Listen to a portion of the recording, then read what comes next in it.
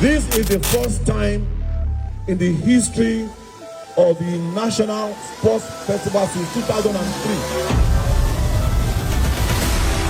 where all the athletes will be gathered together, housed and camped together in a games village.